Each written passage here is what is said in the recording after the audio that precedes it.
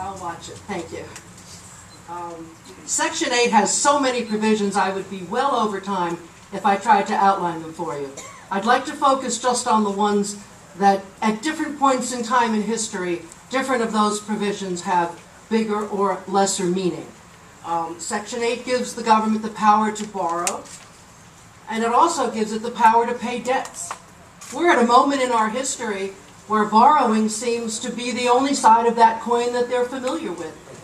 It is very important that the balance of borrowing brings with it the responsibility for paying debts.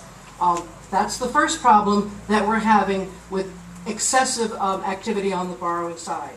There is the ability to tax, but no one ever talked about the ability to overtax.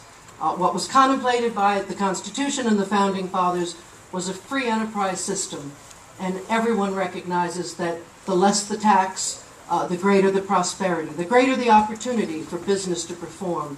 Small business provides more jobs than any other business. A large business can replace people, it can add a few, but each small business that starts up fresh, has all new people in it. They are additional jobs. The most difficult part for me revolves around those provisions in our economic times.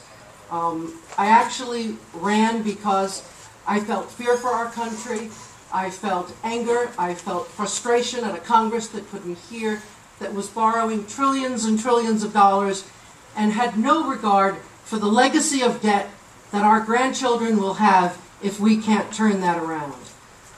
Those are areas where the government was excessive, and boy, in immigration, they have sure abdicated their right to perform. Because of their inaction, we now just don't have our borders to secure and 17 million illegal immigrants that are here. We now have the problem of states and states' rights and their legislation, and then how they're going to deal with that. A perfect example of where the government failed to act. Thank you very much.